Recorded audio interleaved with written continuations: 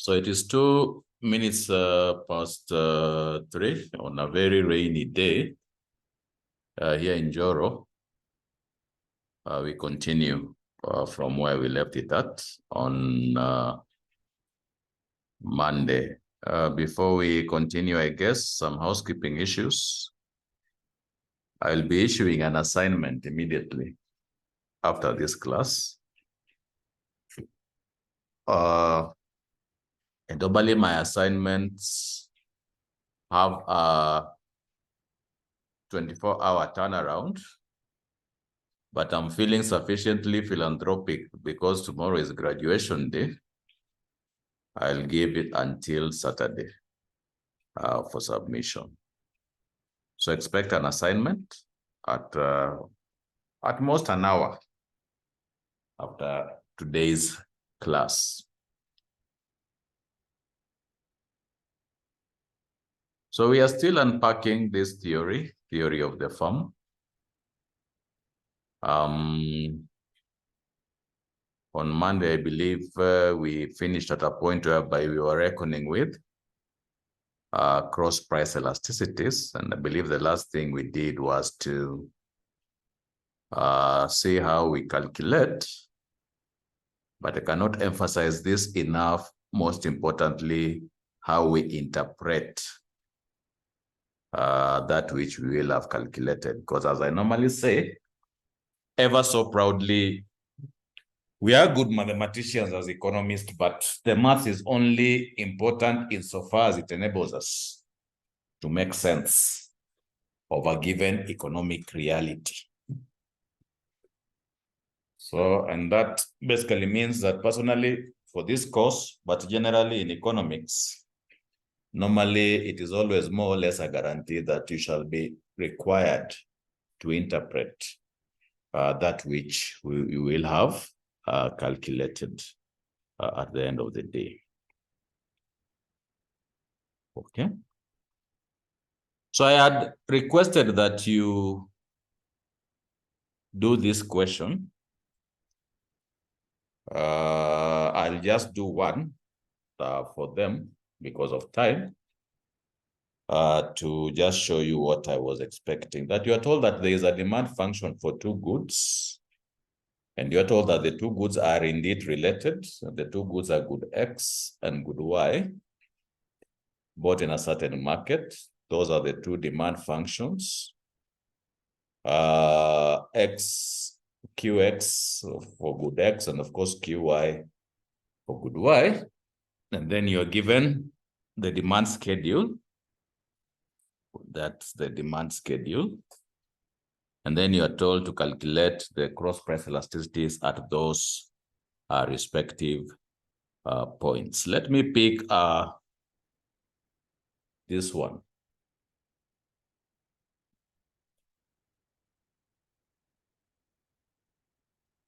And then we see what we can get. But as I normally insist, most importantly, what sense we make out of that which we will have calculated. Okay. So maybe a minute for those who are writing to quickly write, and then we can see what my expectation was.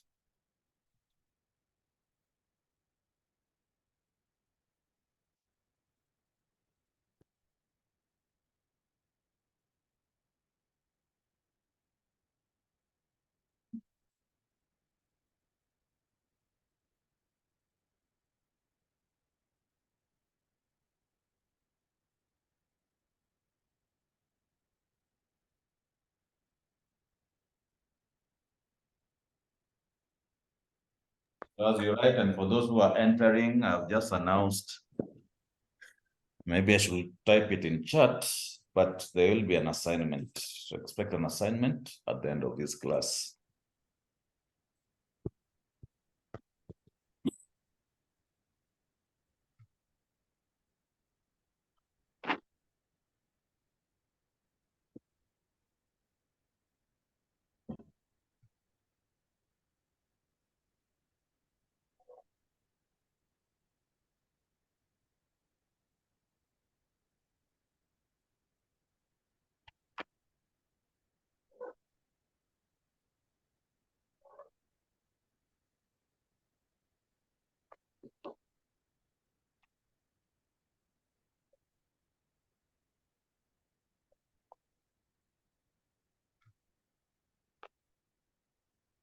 Still admitting?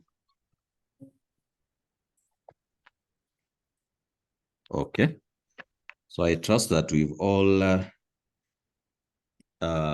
written that. And of course, for demand schedule, I'm working on the assumption that you have it in the what? In the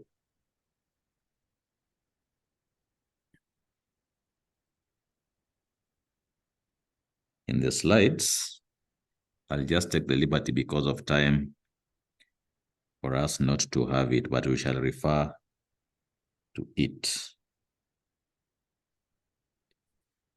So how do we go about it? Okay, let me just share my whiteboard. So you have those two demand functions.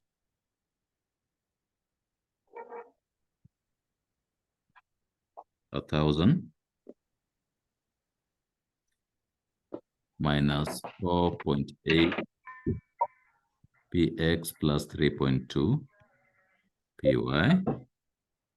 and qy is equals to 750 plus 5.5 px minus 4.5 py. Allow me the liberty of just writing the two formulas here.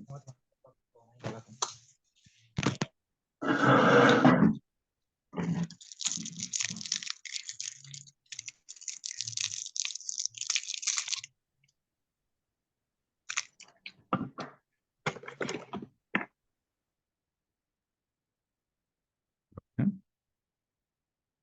And the elasticity of demand of good Y given the price of X.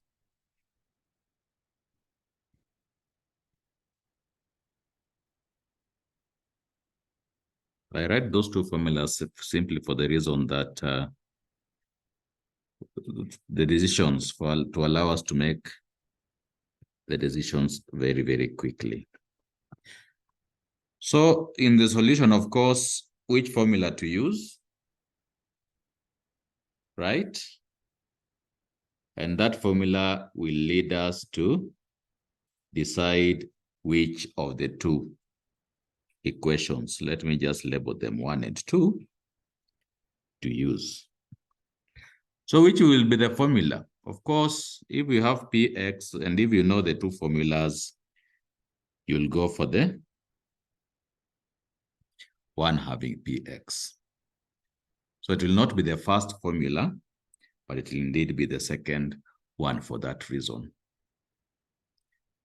And because of that, it actually now indicates that because we have it as yx as change in qy over change in px multiplied by px over qy, it actually now symbolizes that when we ask, but what is change in qy over change in px? And if you come now on the two functions, either the first or the second, it will be clear that we must make business, or we must do business, not with the first function, qx, but the second one, because we are being asked to differentiate qy with respect to px. So the formula that we shall be using for that particular one will be qy is equals to 750 my plus 5.5 px minus 4.5 py. And once you've now done those two decisions, you just now do the differentiation in the normal way. Don't forget that this one is because we have two variables on the right-hand side of the equation. We will be doing what is called partial differentiation. Very, very important. And what does partial differentiation mean? Because there are more than one variables, what we have on the denominator becomes very, very important, because in calculus, we normally differentiate with respect to that variable that we have in the denominator. And because here we have px, that is what we shall be differentiating with respect to, right? So how do we go about it? 750. 750 is a constant, so that becomes 0. 5.5 px, because we are differentiating with respect to 5.5 px, the second term has 5.5 px, so we must do business with it, right? And so that becomes, there's a silent one there. If we multiply it by 5.5, we get 5.5 px 1 minus 1. And the third term, we have py. And because py is not px, and because we're differentiating with respect to px, we treat the third term in the way as we did the first term, which is a constant. So that becomes 0. Okay? So this one will yield 5.5 px 0, because 1 minus 1 is 0. Anything raised to 0 becomes 1. And that now will yield 5.5. So we'll now go back, right, here, and say that elasticity of demand of good Y given the change in price of X can be written as 5.5 multiplied by Px over Qy, because what 5.5 just represents this part of the equation, change in Qy over change in Px. So for us to get what is Px already, of course, you've been given. Don't forget here. Okay. So that one you already have as Px. But how do we get Qy? Qy, we have to go back now to the demand schedule. Okay. Let me admit 1 or 2 people. So once we do that,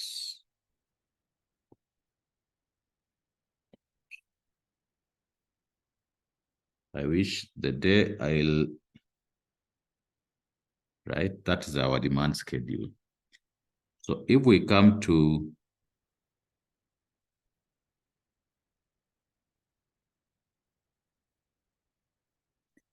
did we do it wrong? We did it a bit wrong, because kumbe I should have been using Py and not Px, right? I should have been using Py and not Px. Because that is our Py, which will have given us the Qx of that. Okay. But I guess we can redo it. We can go back to the equation.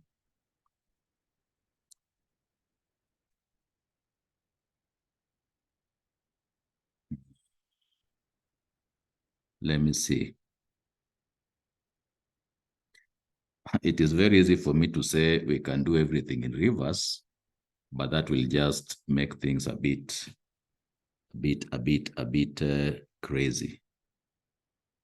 So let me wrap this up and until where the mistake started, the original scene began.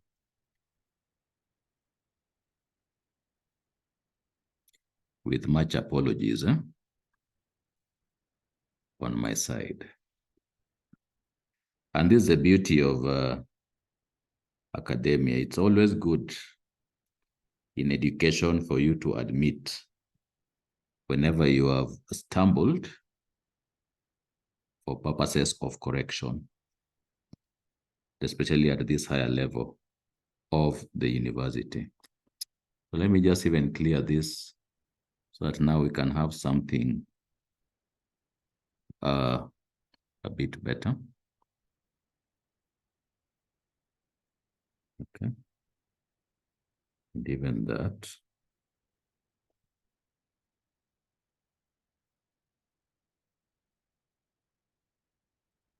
So we have our two equations. So we'll say we've been told, let me see. We have Qx is equals to 1,000 minus 4.8 px plus 3.2 py, and Qy is equals to 750 plus 5.5 px minus 4.5 py. So what is our solution? We've been asked py is equals to 28. And if py is 28, of course, having these two formulas, and this is the reason as to why I'm repeating, because it's almost as if whatever I talked about before will actually be doing the opposite, or we shall be treating it in reverse. Because now you'll see now py is in the first equation, or the first formula, sorry, so to speak. And if the first formula is giving us elasticity of demand of good X with respect to the price of Y, and if we are writing it as that, now it will be clear that now change in QX over change in PY can only be treated with respect to the use of the demand function of good X, which is the first demand function, right? And this is the reason as to why I had to repeat it, because now you'll see everything, whereas before we chose the first one, here now it will be that we'll choose the second one, 3.2 py. So we'll ask ourselves, but what is change in Qx given the change in py? That being our equation there, 1,000 will give us 0 because it is a constant term. 4.8 px, this time we are differentiating with respect to py. So that will also be treated as a constant, simply for the reason that there is no py in that second term. But in the third term, you'll see we have py. So because we have py there, of course, we can do business with it. There's that silent power 1 multiplied by 3.2 will give us 3.2 py1 minus 1. Okay. And so that when we do our operations, normal operations, 3.2 py raised to power 0, anything raised to power 0 will give us 1. So change in Qx over change in py should be 3.2. So our cross price elasticity, of course, will be written as 3.2 multiplied by py over Qx. We have already been given py as 28. What we need just to plug is to get Qx. And if you remember, maybe let's just do it together, because maybe the others who are not there. When you have py as 28, Qx by the same token will be 400. Okay, if you can remember this here. So that is the 400 that we shall plug in our formula. to get some amount. Maybe somebody can do for us that hesabu very, very fast, but also I'll do it on my end. Where's my calculator? My calculator is there. So that one will be 28 over 400 is what? 0.07 times 3.2, which will give us 0.224. Okay. So that will be 0.224. And that will be our cross price elasticity. As I said, in economics, good mathematicians, but we are better economists. And we are economists because now we have to go the extra mile to do what we refer to as interpretations. And when I talked about interpretations with regard to cross-price elasticities, we have to ask ourselves, are the goods substitutes or are the goods complements? Okay. And the answer, because of the positive sign in the result, we'll just have to make one conclusion and one conclusion alone.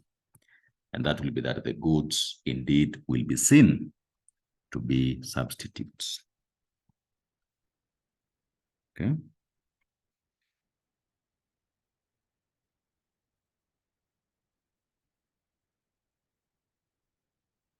Sorry, I'm still admitting. So zingine mkisikia nimenyamaza, it's because women, we are poor multitaskers. So lazima ninyamaze, otherwise mind inaweza kuenda off. So the goods are substitutes rather than being complement. But you can also interpret it, if you recall, in this way, that this basically means that a 1% change in the price of Y will yield a 0.224% change in the quantity demanded of good X. Okay. So did you have any challenges, changamotos, in doing it? You can share with me in chat. You can also raise your hand if there is any need for clarification. I'll be able to do that clarification. Otherwise, for now, I can see that there is nothing in the chat. There is nothing in the raised hands. So, like the good farmer that I am, nitasema mazao ni mazuri so far. Okay. And we proceed. Take this reading assignment seriously. Kiambo fanye, fanya. Tafadhali. Because sometimes we take the liberty and we introduce those reading assignments in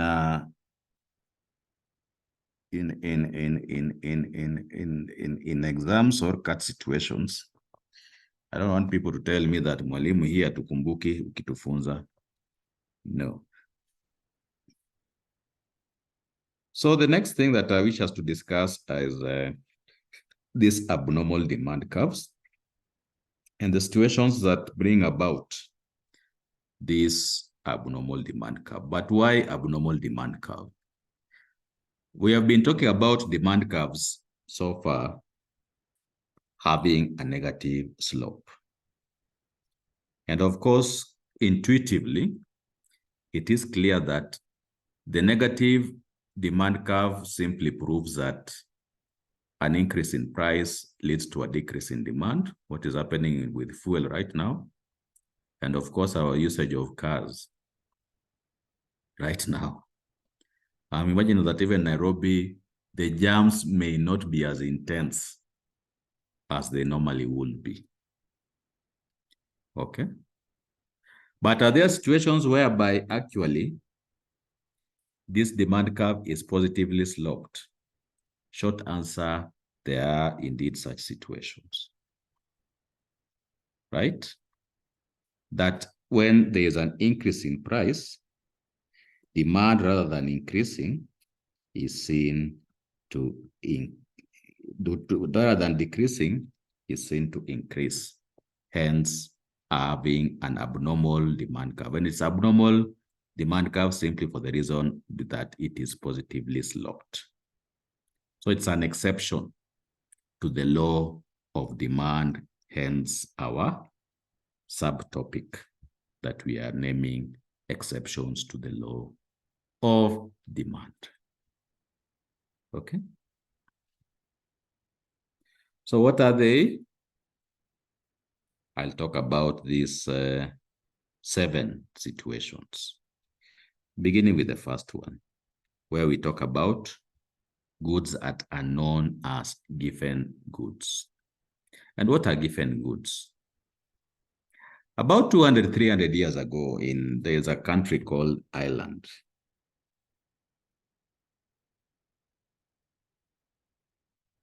Kulikuwa na njaa. There was a famine. And because of this famine, Irish people decided, most of them actually decided to migrate. A good number of them landing in this country called the US of A. And if you read the histories of a good number of whites, a significant amount of whites in America, especially the successful ones, they have Irish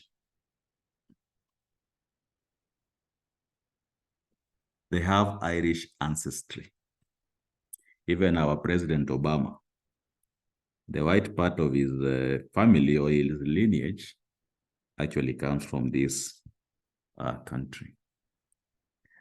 Of course, famine situations arises because you find, especially the food that is grown and the food that is regarded as staple will not have done so well during that season or during previous few seasons. And the staple food for Ireland is this thing that I hear in a song called Waruza Nyandarua, Irish potatoes. And an economist by the name of Robert Giffens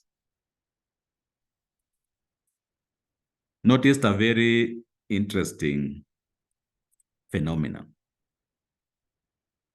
That during the famine period, whenever is it stopping screen sharing?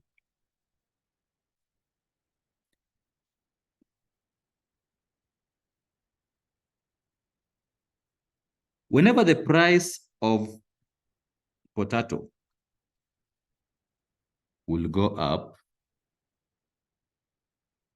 the demand either stayed the same or rose in tandem with this increase in price. And yet, whenever the price will go down, the demand also either stayed the same or slightly went down in tandem with it. And he was like, this is interesting. What is happening here? So he came up to a interesting revelation, and he said, or he argued, that whenever the price went down, households preferred to use the decreased price, right,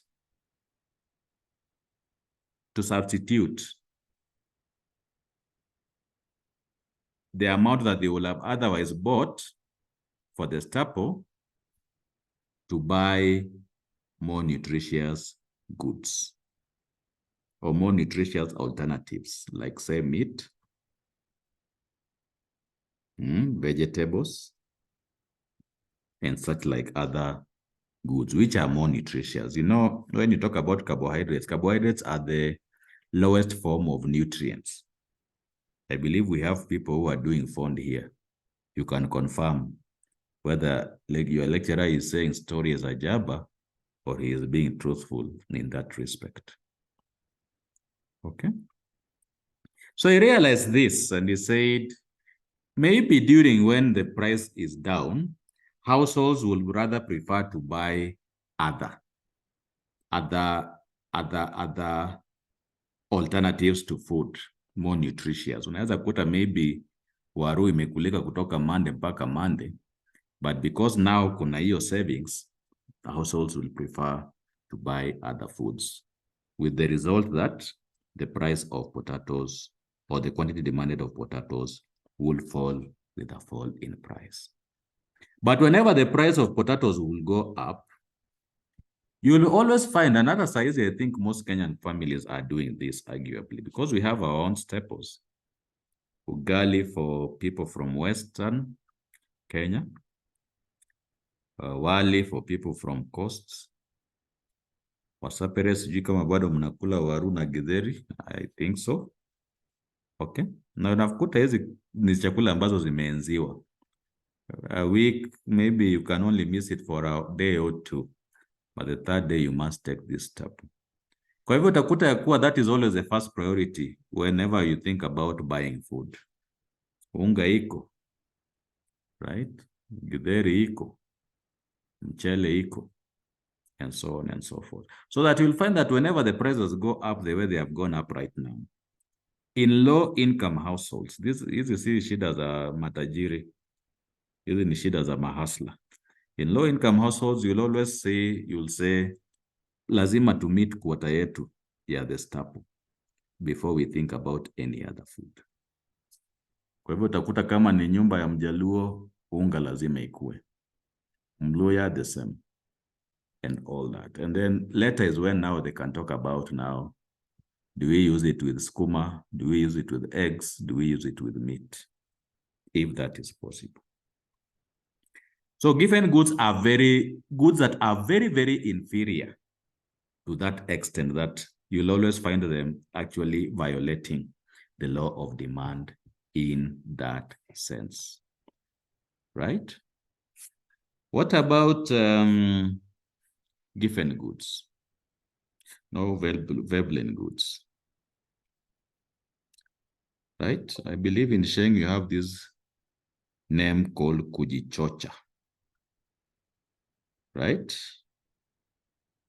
That is the term that will be analogous to the name Veblen goods.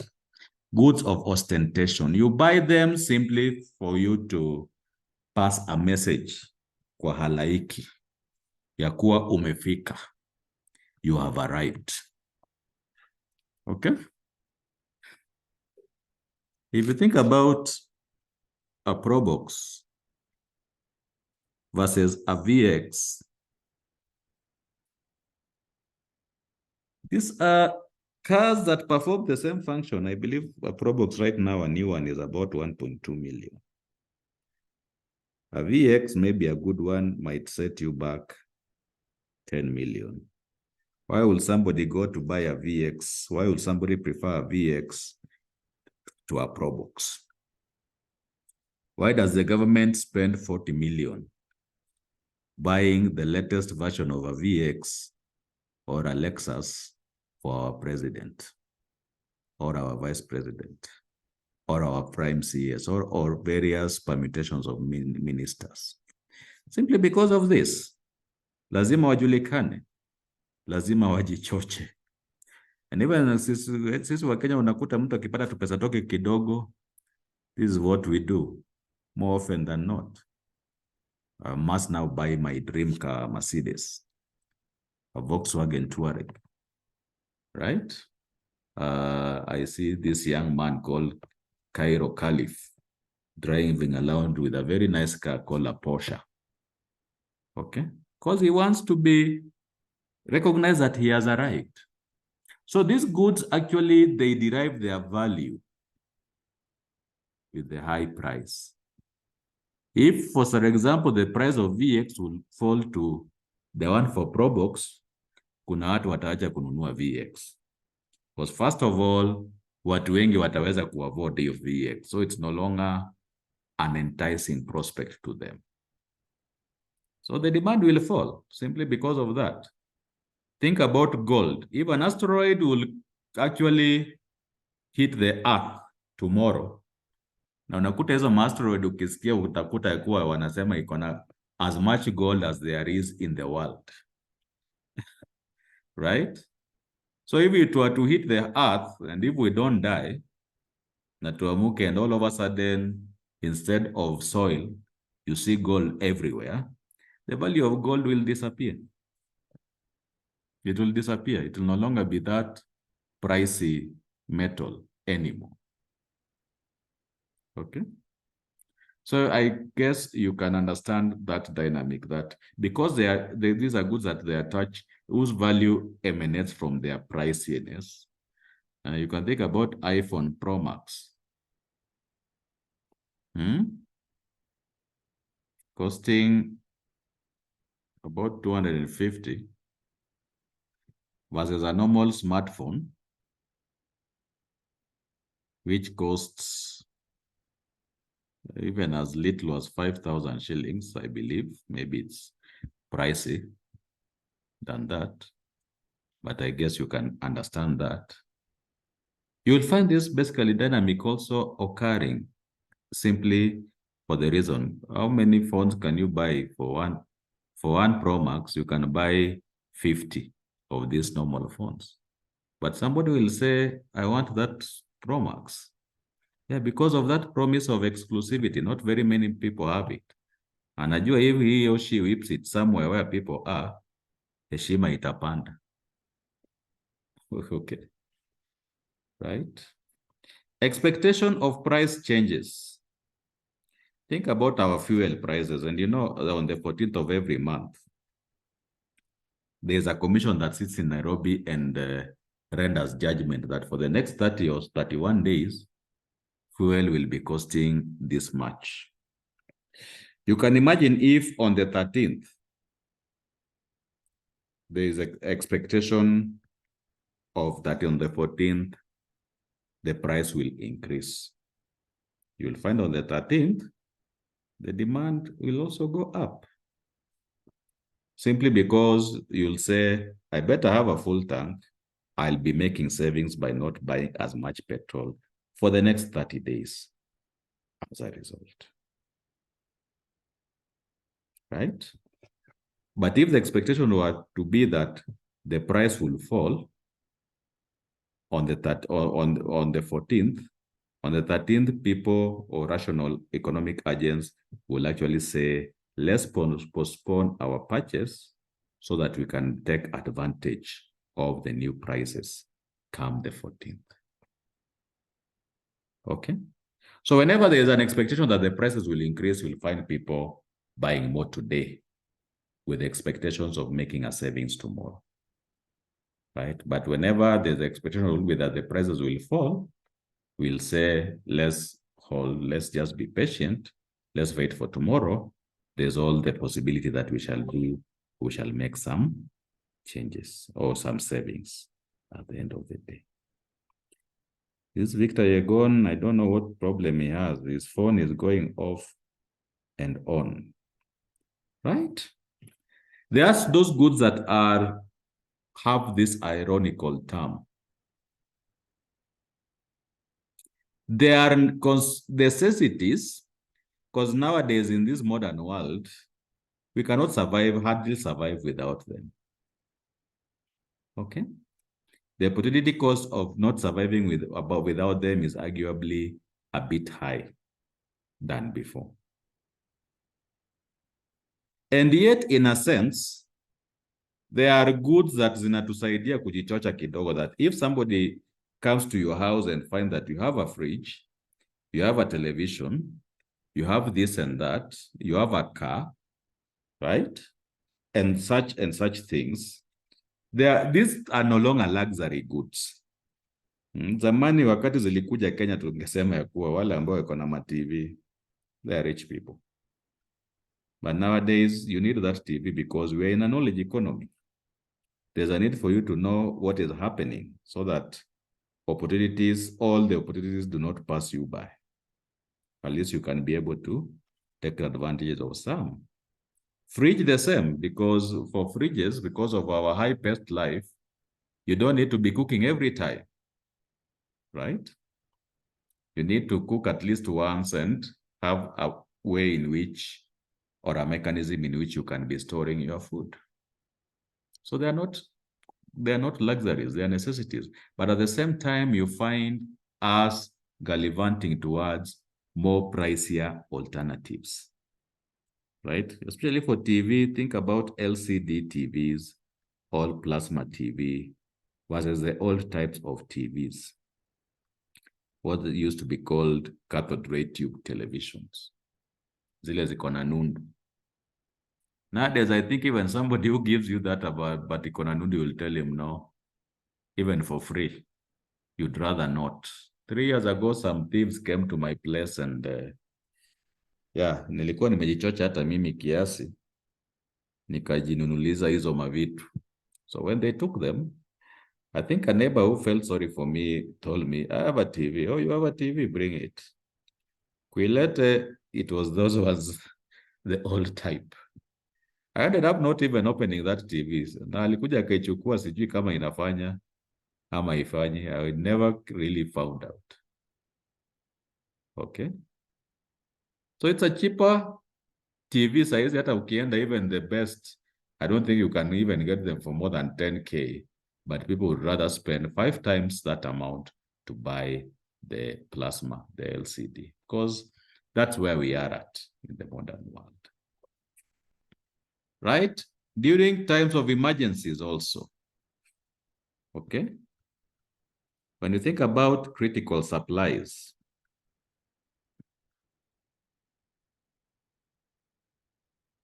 medicine, when you think about clean water, okay? And even just food items.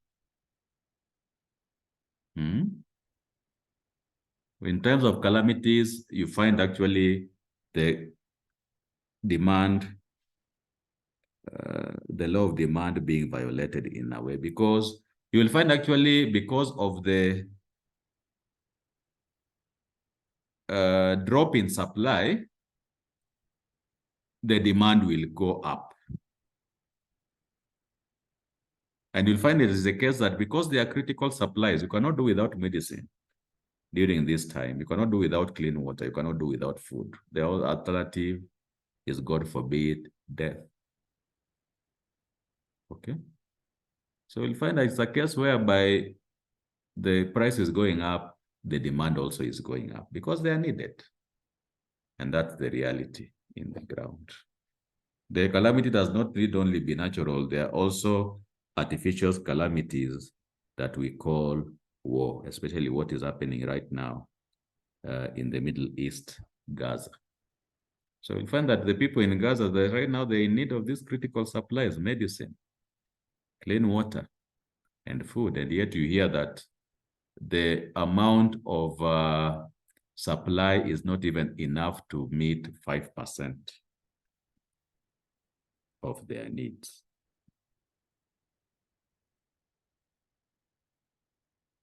So for those who are Christians, for those who are Muslims, pray for these people.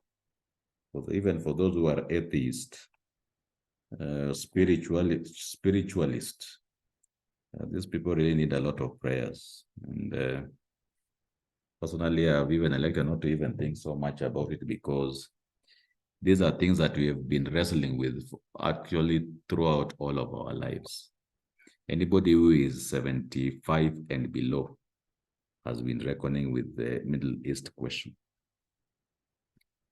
Okay? I believe in Sheng, you have this word called kugongwa.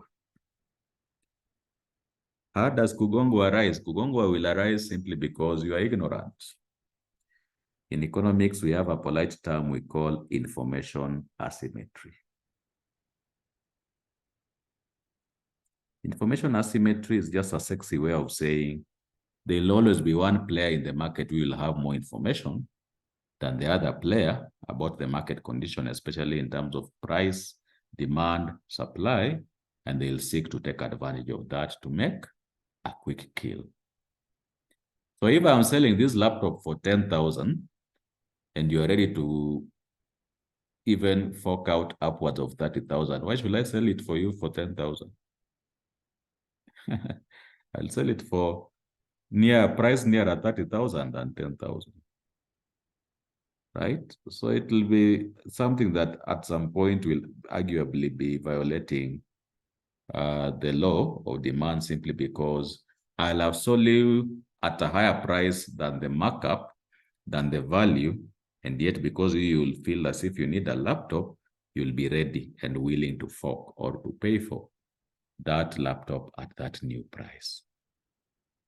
And nitaenda na niseme Mungu ni Mungu wa maajabu, while in real fact, I'll just have taken advantage of a market situation. Right? For those who are fashionistas, you know, fashion follows some cycle. Kitu kinavumbuliwa, kinawaka, fika maximum, inashuka. Another style comes in, waka, maximum, inashuka. And so on and so forth. At this wakering point, you'll always find a case whereby even with increase in price, the demand will still be increasing. At this sugaring point, or the so-called boring point, you'll find that if it's a hairstyle, unaambiwa ya kuwa wacha nikukatie discount, lakini utasema no, hiyo hairstyle kila mtu yuko nayo, I'd rather wait for a new, or I'd rather seek out a new hairstyle, for example. Okay. So fashion normally is one of the examples that follow this, violates the law of demand in this sense, right? Wakati inawaka, prices are going up, we are demanding more. Wakati inashuka, prices are going down because the market will actually signal that saizi there is not as much demand. The market will still be enticing people through drop in price. Whenever you see something called sell, who are one of the market participants, the sellers, who will have admitted defeat. Nobody wants to cut price. Nobody. Hakuna mtu mzuri hii dunia. So wakati unaona sijui 40% off, buy one, get one free. Sometimes I want to say it's a marketing campaign, lakini the better way of seeing it is normally that some defeat will have been admitted at the end of the day. Okay. Nothing in chat, nothing in raised hand. We continue. Why elasticities? Mbona Nyanjonga atataka kuwapatia assignment that almost guaranteed to be having a question on elasticity? I like teaching this because it reminds me of my high school days. And in high school, as we used to do economics, it was in the syllabus. And when we did it, and I remember I used to have a guy by the name Mr. Otieno, a very hard to please guy. Ungemwandikia full scope karibu 2-3, the guy wants to give you only a quarter mark out of 20. So we used to think of him as being very mean. And I remember when we were being taught the concept of elasticity, and my belief, if there are things that I actually ended up agreeing with 844 Mandarins, was economics has no place in high school, because the conceptualization needs a mature mind. And a mature mind is hardly gotten in high school, arguably.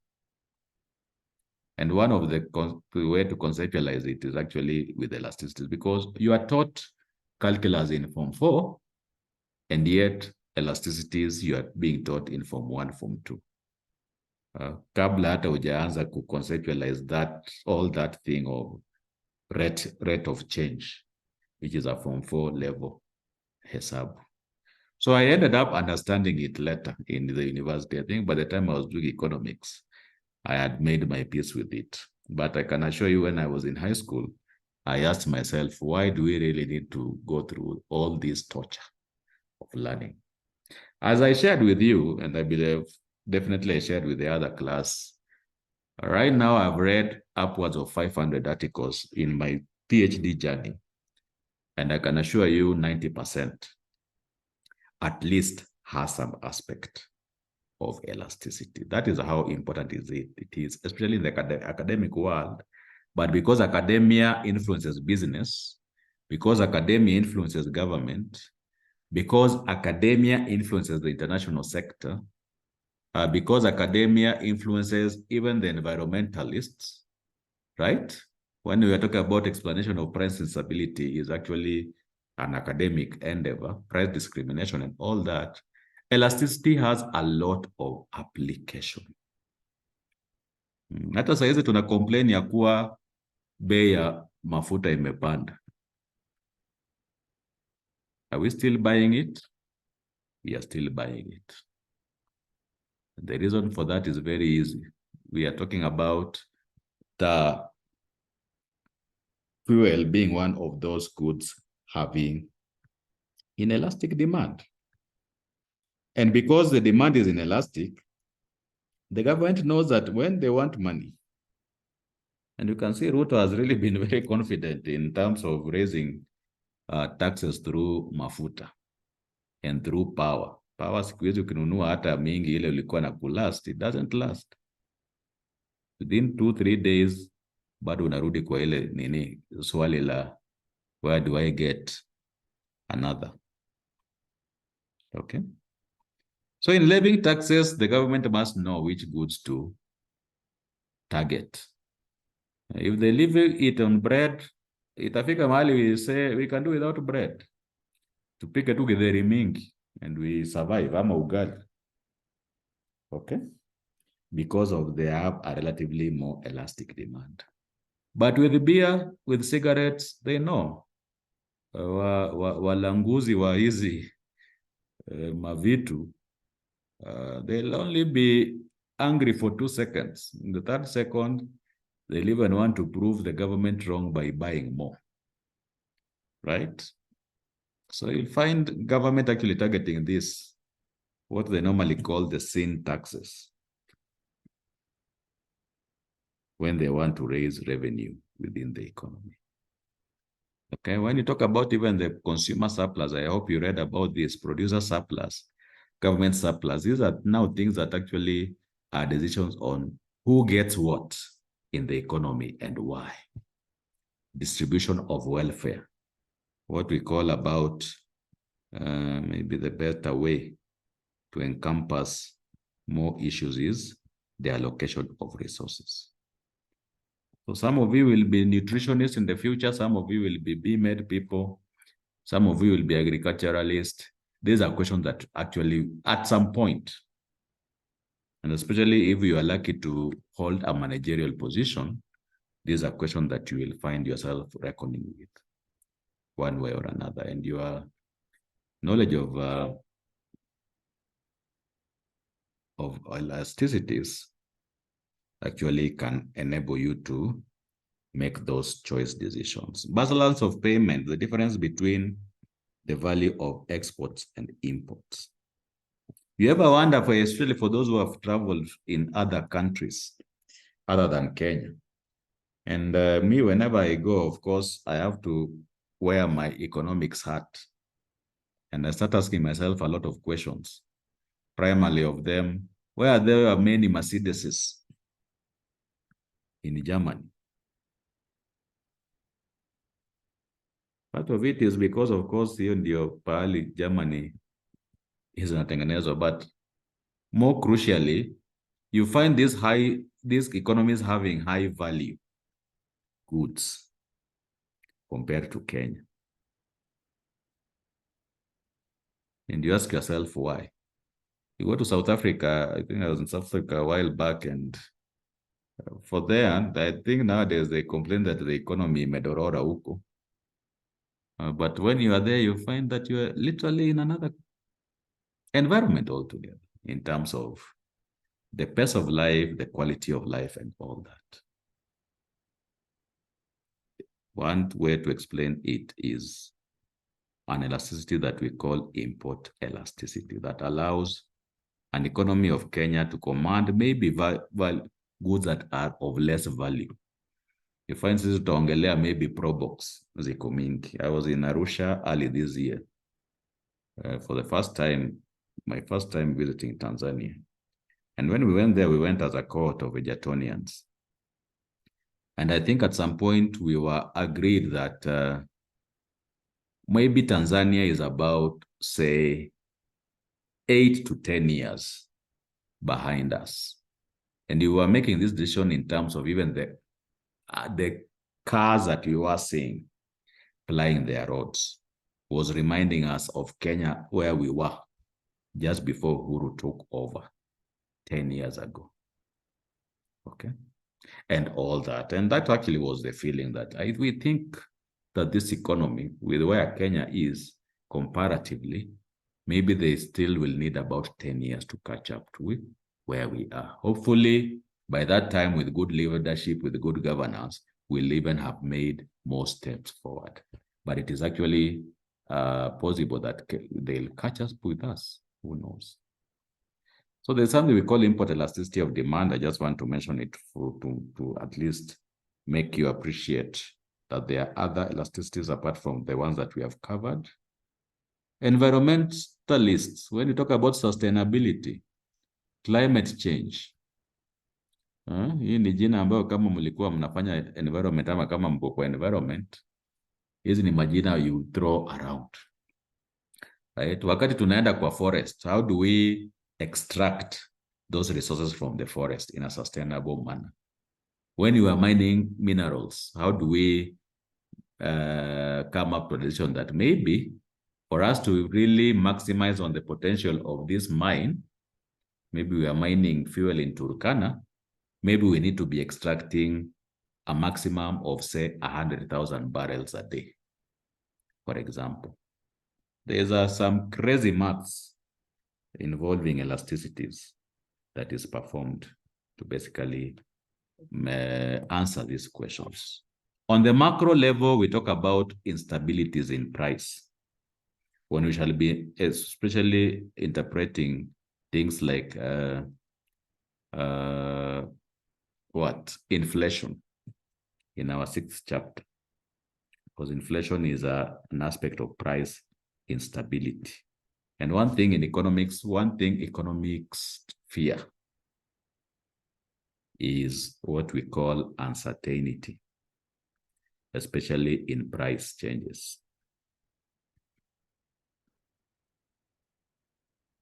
It's feared, and we have never really experienced this in Kenya in the way in which it has been experienced in other regions. If you think about Zimbabwe, when I was in South Africa, we were in a cohort of a lot of people from around the continent, and some of them were Zimbabweans. And Zimbabweans will know them because they talk very loudly. So I came to realize it's part of the accent, but they're otherwise good people. And I was curious enough to ask one of them, because there's a time in which you're talking about the inflation rate being about 100,000%. So hizi mnalia kuwa uchumi imekuwa ngumu, I can assure you, hatujafika 20%.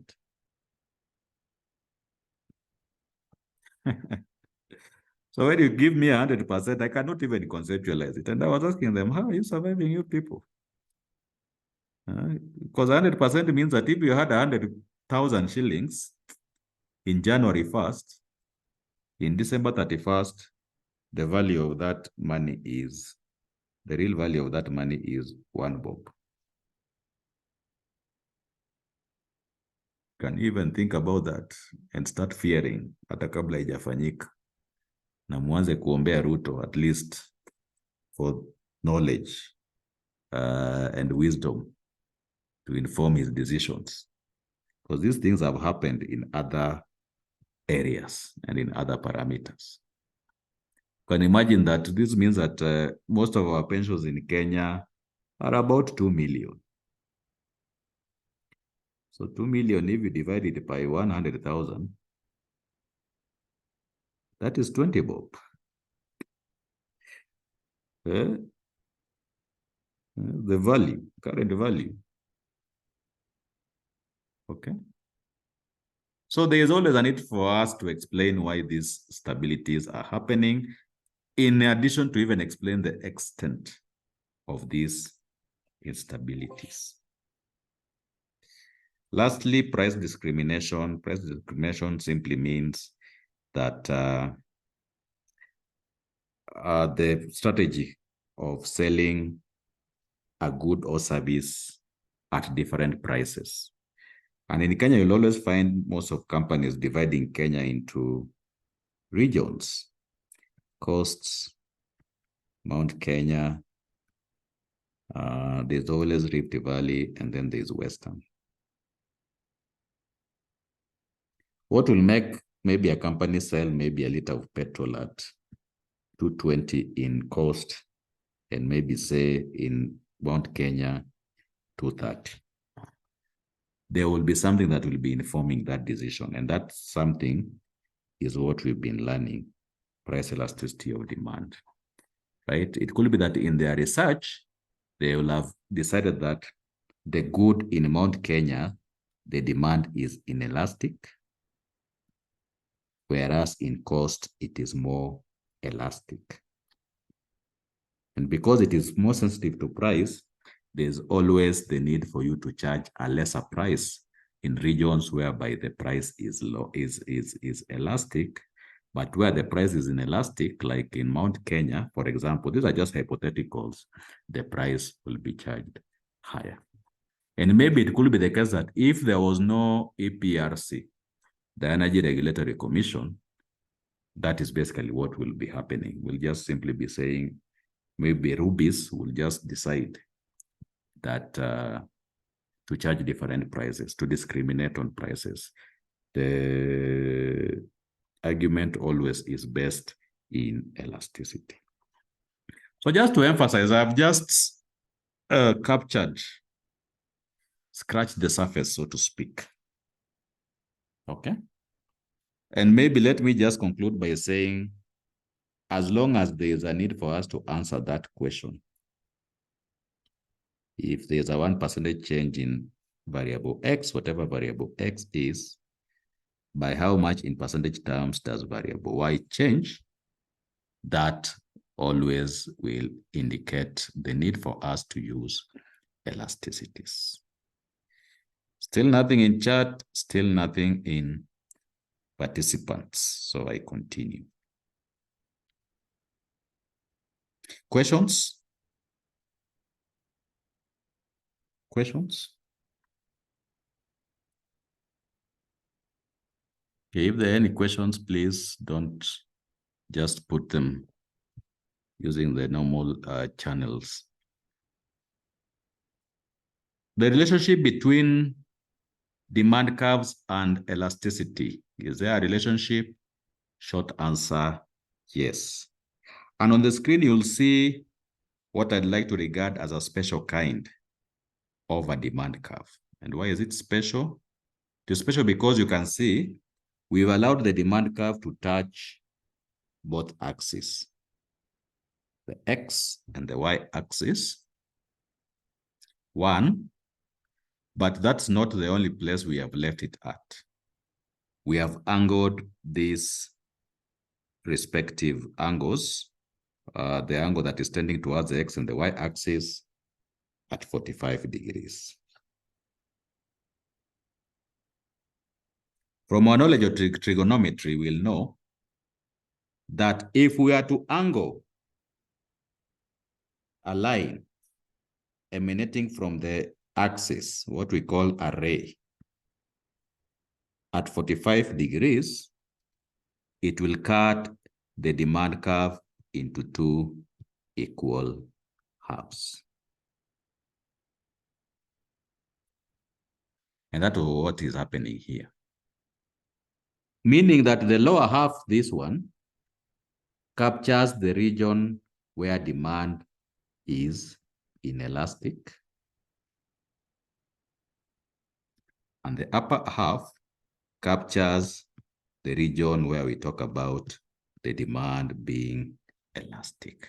The midpoint gives us that very special demand curve where it is unit elastic. Unit elastic because the value of elasticity there is exactly 1. So we don't talk about a more than proportionate change. We don't talk about a less than proportionate change. We talk about the change being proportionate. But what is the take home here? Hata wacha nisiongee maneno mingi sana, is to be that every point on the demand curve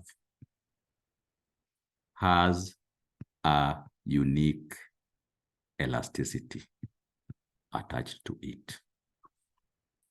Every point on the demand curve has a unique elasticity attached to it. Okay? For those who are mathematically inclined, if you talk about even that formula, dP multiplied by P over Q, we can use this to prove the value of 0 at that point, and we can use it to prove the value of infinity at that point. But I'll not go into it. Staki kuwa confused na mathematics. My take home here is just this message here, that every point in the demand curve has a unique elasticity. So by that, we can conclude that there is indeed a relationship between demand curves and price elasticity of demand. Na ukiniexplainia hivyo wakati maybe utakuwa umeulizwa, you'll get your full marks. Victor Yegon nadhani yuko na shida. If there's somebody who is near him or knows him, tell him, Ami, there's something, a problem, because now I believe that is now the 5th time I'm admitting him into the class. So let's do a bit of law of supply so that now we can answer the essence of the theory today, right? How are prices set? How do economic agents engage their price setting behavior at the end of the day? So the supply side will only be enough as to make us to appreciate the dynamic between price and quantity supplied. And maybe even let me mention it at this earlier juncture, that who is the actor in the supply side? So far, it has been a demander. And who is the demander for goods and services? The demander is the consumer. But on the supply side, the person who will be calling the supplier is no longer the consumer. It will be either the producer or, as we say, the supplier or the seller of these goods and services.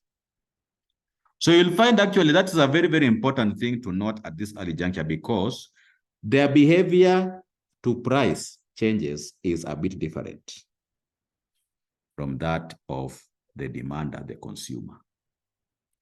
A supplier will always be incentivized or encouraged to supply more to the market at high prices than at lower prices. Meaning that the law of supply actually will be seen to capture a positive rather than a negative relationship. Remember, for demand, the relationship was negative because the consumer is discouraged from demanding more at higher prices, but the supplier will be encouraged to supply more at a higher price. With the effect that the supply curve will be a curve having a positive slope as a result. You'll see that there we have the price just as with the demand curve, but here we're introducing another variable. Right now, not quantities demanded, but we are talking about the quantity supplied. So you must not confuse the two. These are two different concepts because the suspects, right, washukiwa, who are engaged in actually demanding and supplying are not the same. The demanders are consumers. The suppliers are the sellers of goods and services. So the law of supply will simply state that there is indeed a relationship between own price and supply, and that relationship is a positive relationship. I don't want really to go into the depths of this, but just to emphasize that we have determinants of supply, cost of productions, and price of related products, right? We also have movement and shifts in supply curve, and the same way in which we argued that changes in quantity demanded cause movements, changes in quantity supply cause movements in supply curve. And the logic is the same, that if we are talking about that being the factor, price, and if we are talking about that being the only factor in the y-axis, then possible changes in quantity supplied will be causing changes in prices, and that will be observed as a movement in the supply curve. Maybe another concept that I wish us to very quickly discuss is this price elasticity of supply, because elasticities are a very important framework of analysis in economics. So for the same reason that somebody can ask if there's a 1% change in price, by how much does demand change? The same reason can be asked with respect to supply. And if we successfully ask that question that way, then we'll end up with what we call the price elasticity of supply. The extent to which suppliers respond to changes in prices. And I don't want to belabor the point, because if we understood the elasticity with respect to demand, it equally applies here. The only difference is just to put it at the back of your mind that here, the economic agent is no longer the demander, the consumer. The economic agent becomes the seller, the supplier, the producer of the good and service. Okay, but the other dynamics remain the same. We'll talk about, right, price elastic, price inelastic, unitary elastic. Okay, supply being price elastic when the changes are more than proportionate.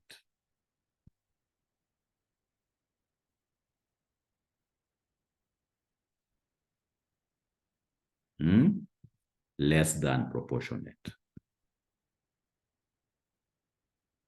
And if you remember, just the same question we're asking. The price is changing by 1%. Does supply change by more than 1%? Does it change by less than 1%?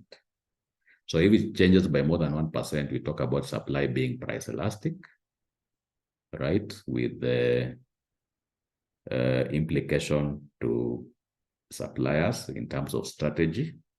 Maybe it will mean supply more to the market, right? If it's price inelastic, maybe supply less, don't supply as much. Okay. Unitary, you might decide how to do it. So read about this. This one to leave it as a reading assignment. Determinants of elasticity of supply. Right? When I talk about reading assignment, it doesn't mean that you just go to the resource book or the slides. Maybe you can Google and see what are these other determinants. Okay, I'll not cover them so that now we can actually use the minutes remaining to maybe even do this price determination and hopefully also introduce topic 3. Right. As I said, I think at some earlier class, I'm normally in the habit of answering the prime question of the topic at the very end. And the theory of demand is all about why this laptop, did I buy it for how much? Can I remember? Cannot remember. Let's say 50,000, right? Why should it be 50,000? Why not 55? Why not 60? What are the dynamics that actually inform that price the way it is, right? The lunch that you ate today, maybe you spent 100. Could you have spent 150, 200? And maybe somebody else ate the same type of lunch somewhere in Nairobi at double or triple that price. Why should that be the case? How are prices set? How are prices determined in a free market system?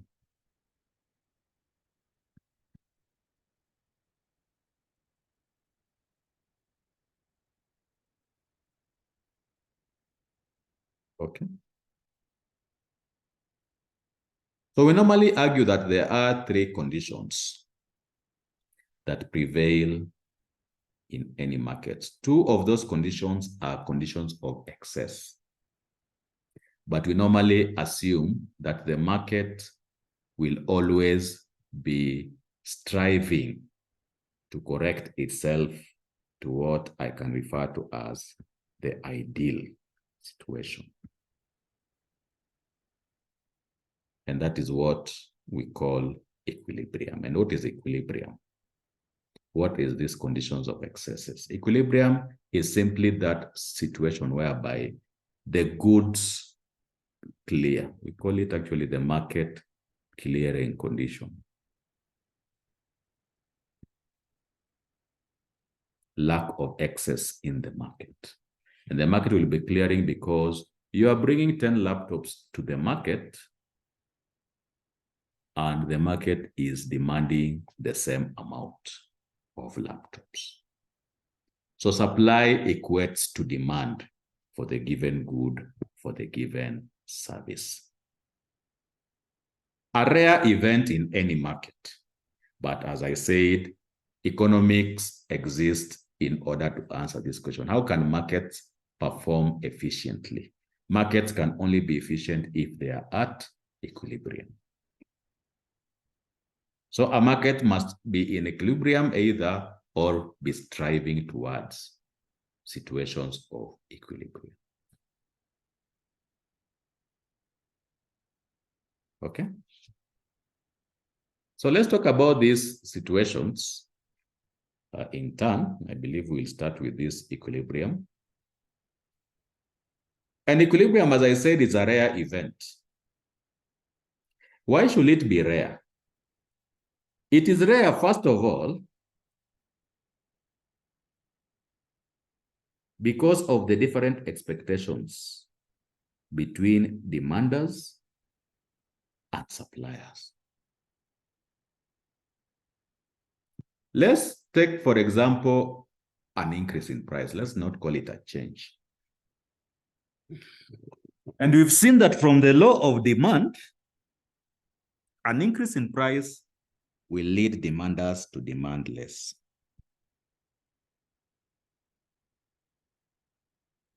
But the same increase in price incentivizes or encourages suppliers to supply more. So you can see the arrows are facing opposite direction, which means that their tendency is to react differently to the same situation. Because if we were to talk about now a decrease in price,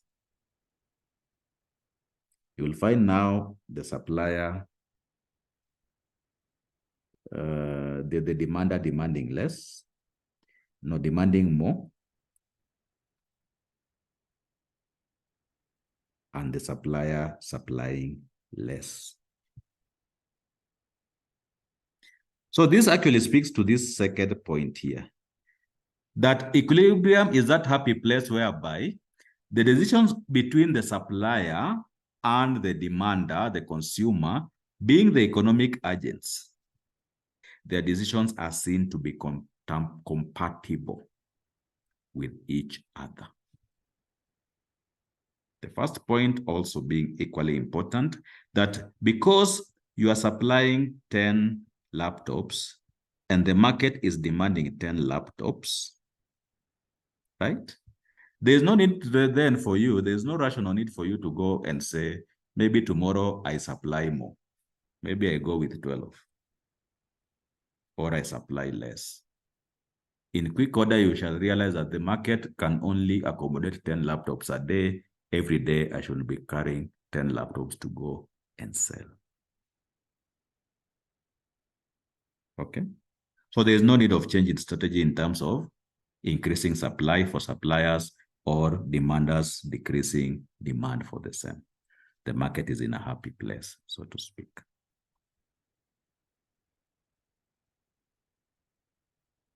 In terms of the two curves that we have discussed, of course, we've been discussing demand curve at length, but I've also introduced the supply curve.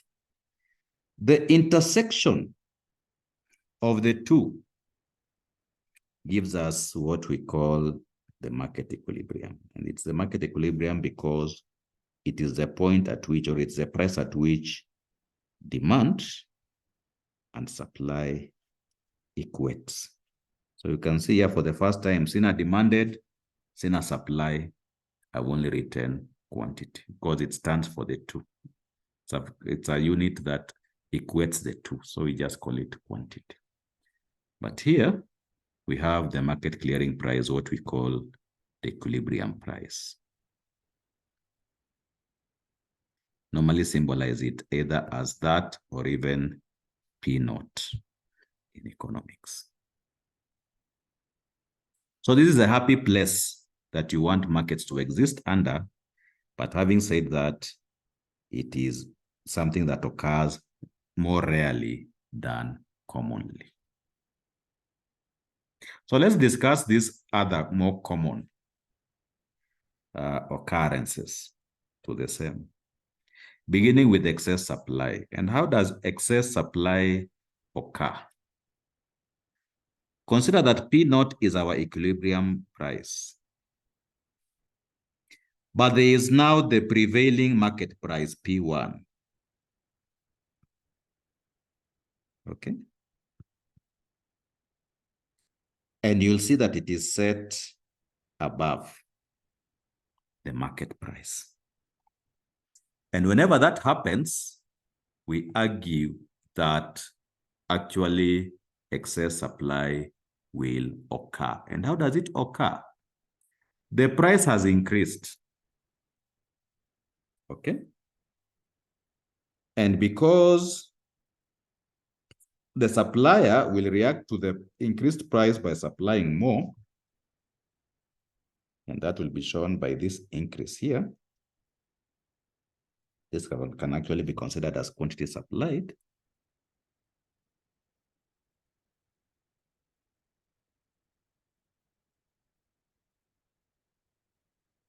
So it's a positive change in quantity supplied. But the same increase in price, this one, will have simultaneously caused consumers to lose interest. And they'll vote by demanding less.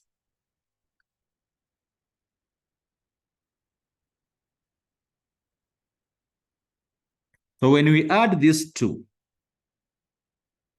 right? And this negative must be seen as directional more than anything else, but the magnitude remains. That is what causes the situation of excess supply. And you will see even on, we can actually even measure and say maybe demand fell by this much from Q0 to Q1, QD, and supply increased by this much as a result of the fact that the price will have will have increased from P0 to P1.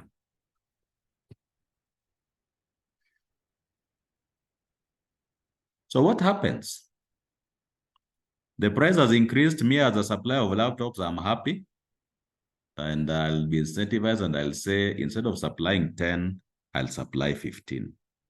But I'll be going to the market, but rather than sell even for 10 laptops, I'm selling 8 or 7.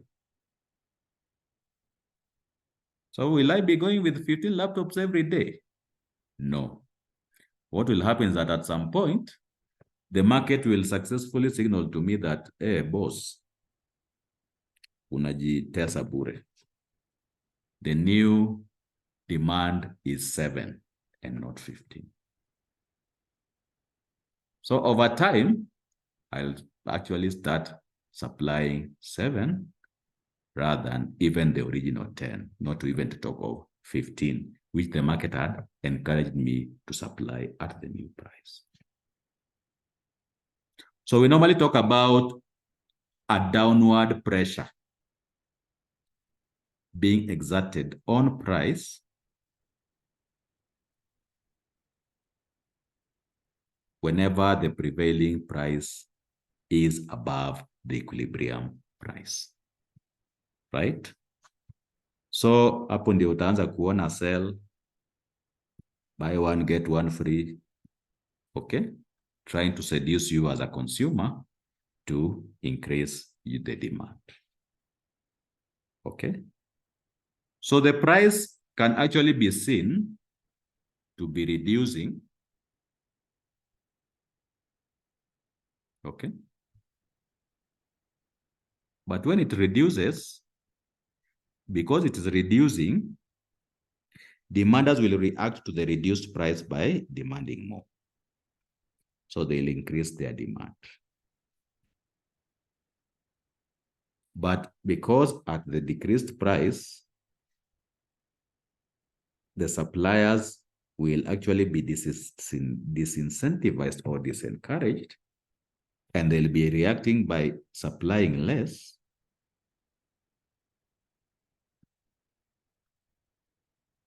You'll talk about this condition of excess supply becoming less and less and less and less until conceivably a certain price P0 is reached, whereby I'm supplying 7 laptops and the market is demanding the same amount of laptops. In other words, until equilibrium is achieved. So that when we talk about 50, this laptop costing 50,000, for example, it will be a case whereby the market sellers will have sold until now some agreement of sorts between the sellers and buyers will have been reached, and the market will actually decide that the price for laptops is 50,000, for example.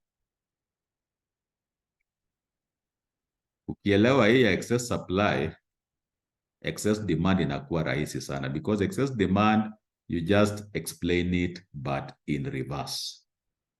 It's the market explanation of excess supply, but in reverse. Firstly, we are actually talking about it occurring whenever the prevailing price, in our case here, P1, is set below the equilibrium price, P0.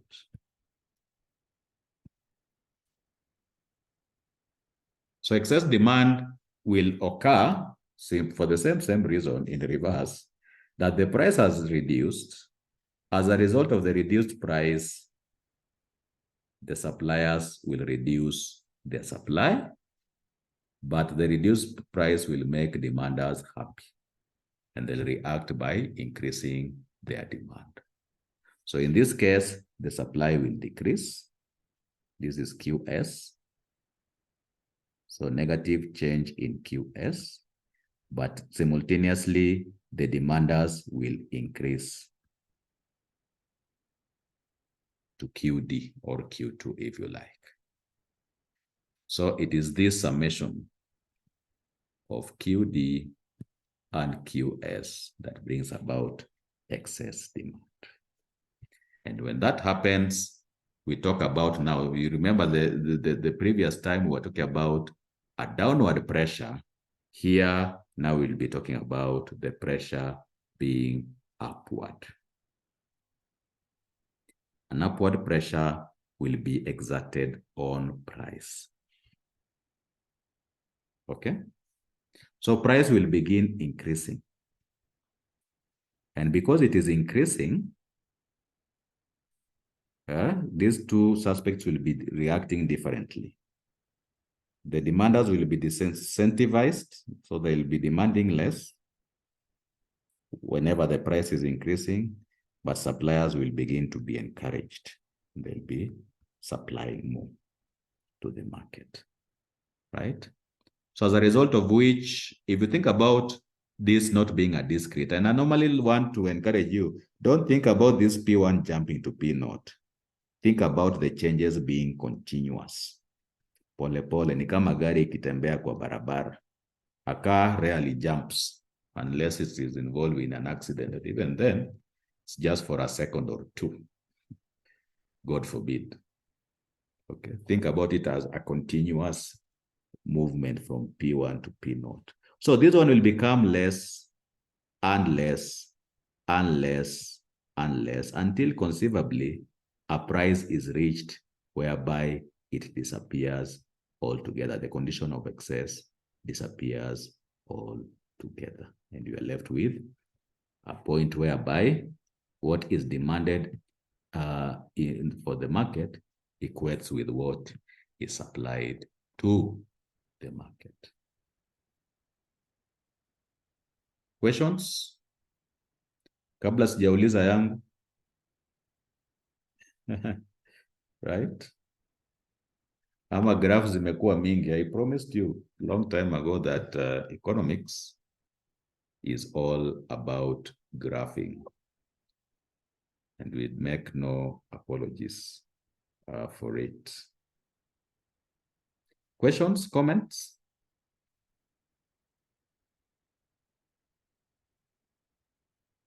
Okay. So that will mark the end then of the theory of the farm, the theory of demand. And you'll remember here we have introduced quite a lot of concepts that will stand us in good stead. I will not even use the word hopefully. I know it's something that will stand us in good stead when we shall now be reckoning with issues of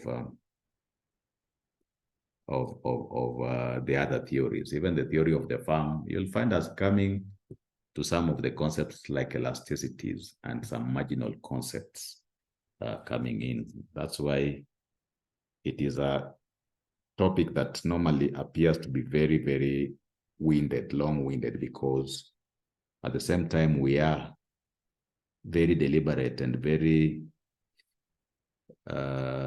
intentional in introducing a very, very important concepts in economics. So I want to spend the next 5 minutes or so just to introduce the theory of the farm. What is the theory of the farm? Here we'll be reckoning with two aspects of the theory, actually two sub-theories. We'll be reckoning with the theory of costs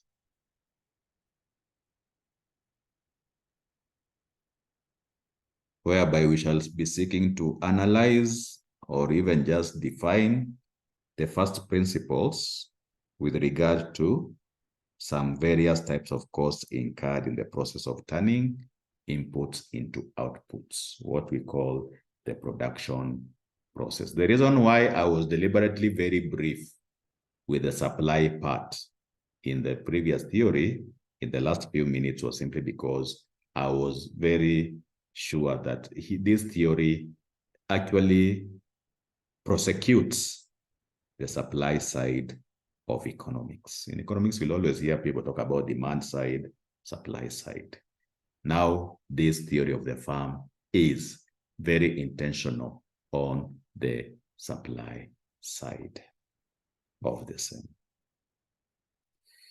So the other theory will be now the theory of production. Okay. And in the theory of production, we shall just be seeking to analyze the decisions reached by firms in production. And of course, this being economics, we shall not only analyze, but we'll be asking ourselves, how can production proceed in the most efficient manner? What is the most efficient manner of turning inputs into output? So just the same way as we have done in terms of answering about the price determination, that is the question that we shall be seeking to answer at the very end of this theory. Okay. So it's two theories in one. Theory of costs and theory of production. When we merge them together, we call them the theory of the firm. So I'll just introduce two concepts and then we can call it a day. One or two concepts. What are costs? There is the accounting definition of costs and there's economic definition of costs. Remember, I've been telling you something, that whenever you see the word economic, and the word economic can only be an adjective. Okay? Words that describe nouns.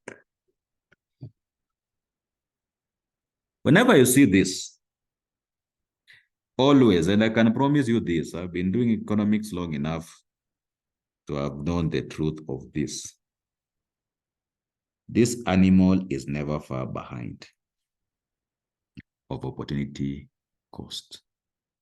So because here we shall be talking about opportunity cost or economic cost, I want you to proceed with that belief that whenever we'll be talking about it, it shall be with the intention of distinguishing that concept in terms of emphasizing the primacy of the concept of opportunity cost in that concept. Because an accountant will just see cost as monetary value.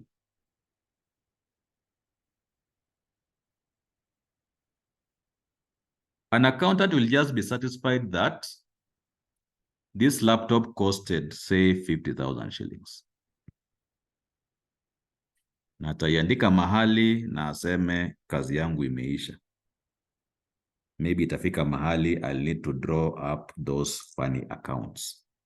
But for now, I am satisfied that that laptop was bought at 50,000. An economist, however, must ask the further question. Fine, you bought it for 50,000. Was that the best use of that money? Because in economists, we don't apologize for the fact that we are cognizant that you are using resources that are scarce. And them being scarce, the further question of whether that was the best use of that resource comes about. You'll have taken your significant other to dinner at Kempinski. You'll have put a down payment for a plot in Mavoko. Okay. You will have put it in treasury bills or bonds or euro bond. Okay. You will have repaired your car, taken your car for car service, right? There are so many uses for even that seemingly small amount for money.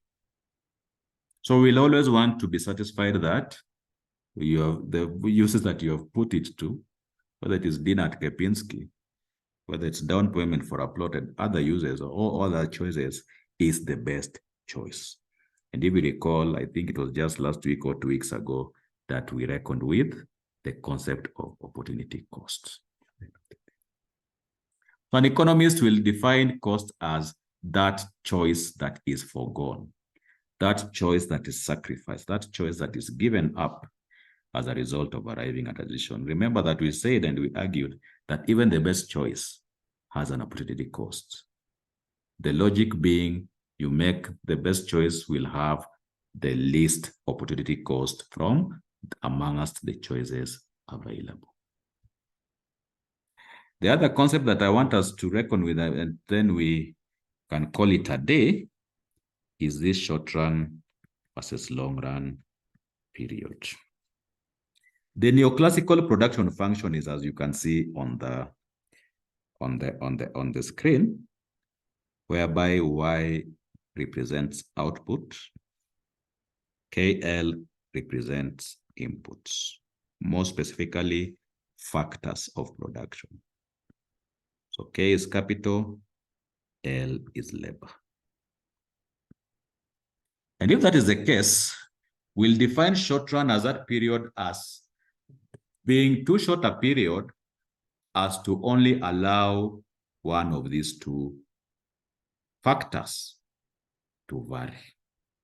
We normally talk about a fixed factor. Normally, it's capital. Okay. And secondly, it's a period that is so short that new firms are not able to enter into the industry to compete for profits.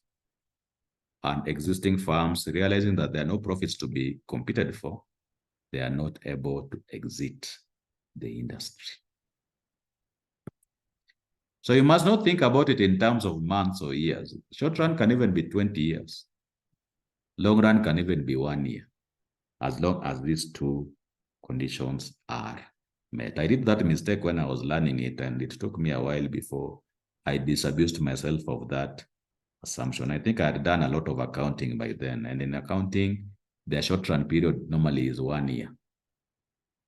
Long run period is anything more than 1 year, right? But in economics, we talk about these two conditions. So we shall pick it up here. We shall not have a class on Monday.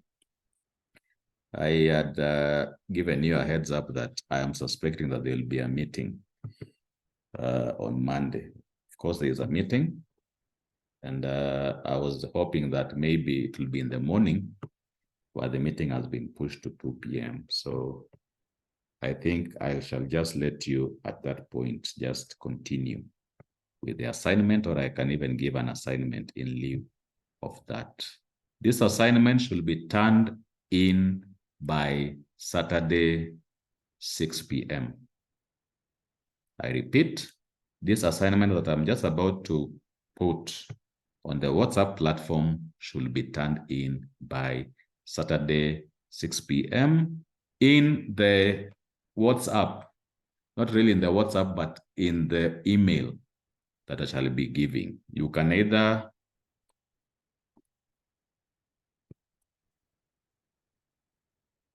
write it down,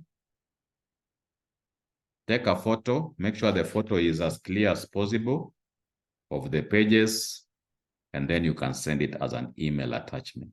Or you can do it type it, and you can present it as a typed document at the end of the day, right? So 48 hours, let me not have any silly arguments at all. I don't know.